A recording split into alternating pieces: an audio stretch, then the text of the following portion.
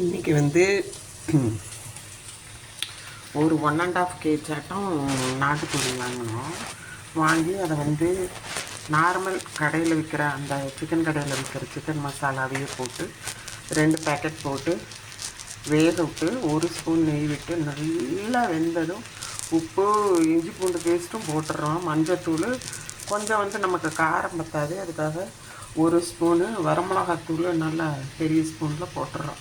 போட்டு ஜீரகத்தூள் போட்டுறோம்.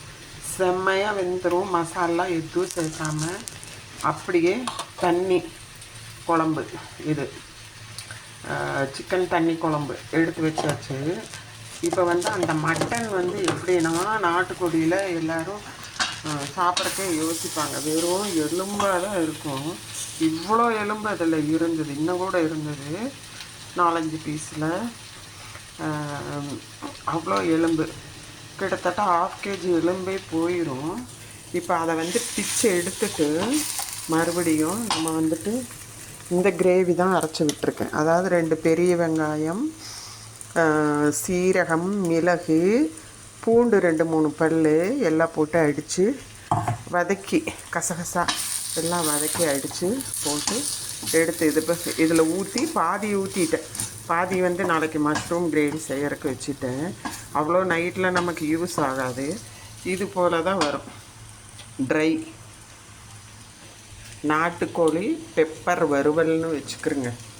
அந்த மாதிரி ட்ரையாக கொஞ்சமாக பிரியாணி பவுட்ரு போட்டோம்னா போதும். கரம் மசாலா மாதிரியே பிரியாணி பவுடர்னு விற்கிதில்ல, 5 ரூபா பாக்கெட், அதில் சும்மா 1/2 ஸ்பூன் வாசத்துக்காக போட்டால் போதும். வேறு ஒன்றுமே சேர்த்த தேவையில்லை. இந்த அளவுக்கு வரும். இது போல் செய்து பாருங்கள். இது போல் வந்து பெரட்டி சாப்பிட்ற மாதிரியோ இல்லை சப்பாத்திக்கோ தோசைக்கோ தொட்டுக்கிற மாதிரி இது மாதிரி செஞ்சோம்னா, நான் இன்றைக்கி ரைஸ் தான் வைக்கிறேன் நைட்டுக்கு. அதனால்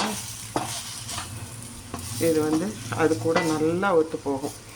என்னென்னா 2 ஸ்பூன் நெய் விட்டுட்டு அந்த கோழியை போட்டு கருவேப்பிலையை போட்டு பச்சை கருவேப்பிலையை ஒரு கொத்தை போட்டுட்டு ஆனியனில் எது சேர்த்த தேவையில்லை. நம்ம அரைச்சி விட்ட ஆனியன், பெப்பர், சீரகம் இதுதான். நல்லா பெரட்டிடணும். பெரட்டி கெட்டியாக இது மாதிரி இருந்தால் சாப்பிட பிடிக்கும் அவங்களுக்கு. ஏன்னா எலும்பு ஃபுல்லாக இருக்கிறனால எடுத்து சாப்பிட தெரியாமல் பாதிக்கு பாதி வேஸ்ட் பண்ணுவாங்க நிறைய பிள்ளைங்க. இது மாதிரி பண்ணிங்கன்னா சூப்பராக இருக்கும். செய்து பாருங்கள். இது வந்து சிக்கன் பெப்பர் பிரட்டல், கோழி பிச்சு போட்டது. Okay, bye. இப்போ இன்றைக்கூட நம்ம வியூவர்ஸ் வந்து